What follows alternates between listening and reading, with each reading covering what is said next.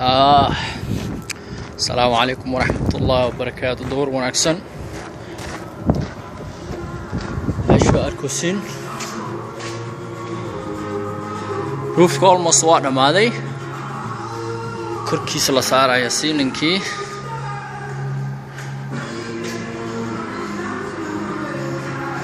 دريشد لو سمي الباب لو سمي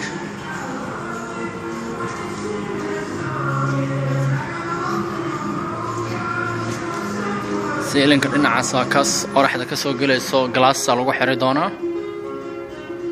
سيدا إفتين وحلا يحرى الباب كيرا واكاس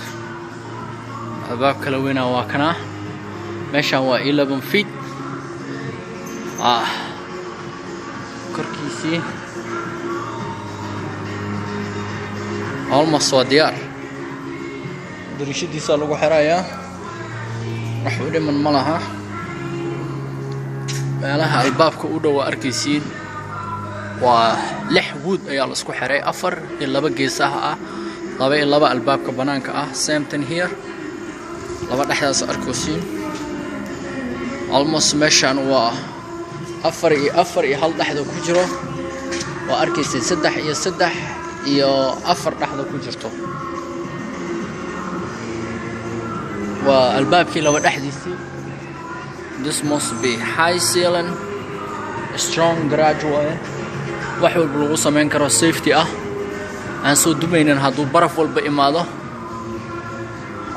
oo very adag concrete waa ka smoky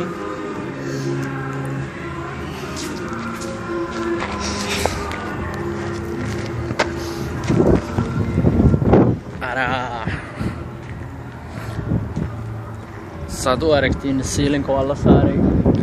roof waa la saaray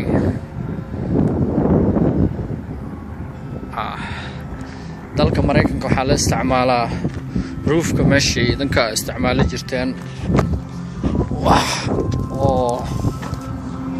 noocan ayaa la isticmaalaa saaniitu soo meesha hal mar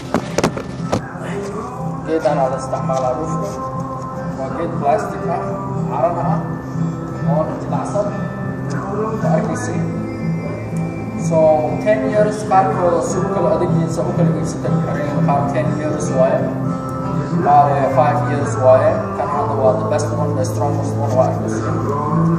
the next 10 years 15 years oo fuulaya wax qibla ma laha asaasa lagu jira meesha waana lagu jira qaarkooda fuluwa loo isticmaalo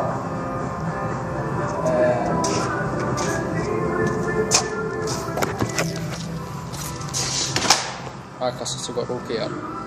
isagoo dhaadheer isagoo gaaban xagga albaabka waa arkaysiin saqafkiisa la isku kor saaray waa arkaysiin biraha si loogu celiyay ismaarada